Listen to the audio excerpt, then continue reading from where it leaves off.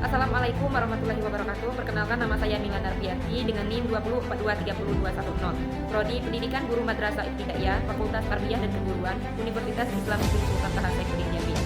Baiklah, di sini saya akan memenuhi tugas mata kuliah PKN lanjut dengan dosen pengampu Bapak Nanang Novriyadi MPD. Hak asasi manusia adalah hak-hak dasar yang melekat pada setiap manusia sejak lahir, yang bersifat kodrat, universal, dan tidak dapat dicabut oleh siapapun. Karena hak tersebut merupakan anugerah Tuhan atau hak alamiah yang melekat pada keberadaan manusia sebagai makhluk ciptaan Tuhan yang Maha Esa. Secara rinci, hak memiliki ciri-ciri. Yang pertama, bersifat hakiki, artinya melekat sejak manusia lahir. Yang kedua, bersifat universal, berlaku untuk semua manusia tanpa membedakan latar belakang apapun seperti agama, suku, jenis kelamin, dan lain-lain. Tidak dapat dicabut atau dirampas oleh pihak manapun. HAM mencakup berbagai hak seperti hak sipil dan politik, misalnya hak untuk hidup, kebebasan berpendapat, serta hak ekonomi sosial dan budaya, misalnya hak atas pendidikan, kesehatan, dan perumahan. Di Indonesia, HAM diatur secara normatif dalam undang-undang dan dianggap sebagai hak yang wajib dihormati, dijunjung tinggi, dan dilindungi oleh negara, hukum, pemerintah, dan setiap orang demi kehormatan serta perlindungan harkat dan martabat manusia. Singkatnya, HAM adalah hak dasar manusia yang melekat secara alami dan harus dilindungi agar manusia dapat hidup, berkembang, dan menikmati kebebasan serta keadilan. Hak asasi manusia dalam Undang-Undang Dasar 1945.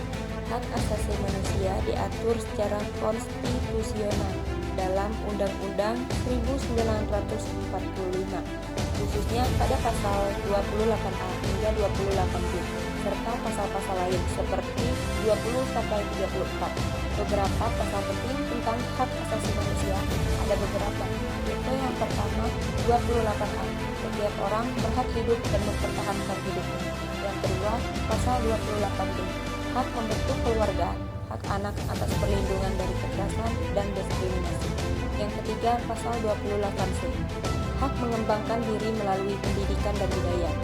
Yang keempat, pasal 28D, hak atas pengakuan hukum, perlakuan adil, hak bekerja, dan hak warga negara untuk berpartisipasi dalam pemerintahan. Yang kelima, pasal 28 ayat 4, perlindungan, kemajuan, penegakan, dan pemenuhan hak asasi manusia adalah tanggung jawab negara. Kasus-kasus pelanggaran hak asasi manusia di Indonesia. Beberapa kasus pelanggaran hak asasi manusia berat yang pernah terjadi di Indonesia antara lain yaitu yang pertama, kerusuhan Tanjung Priok 1984. 24 orang tewas, banyak luka-luka, namun sebagian besar terdakwa dibebaskan oleh pengadilan.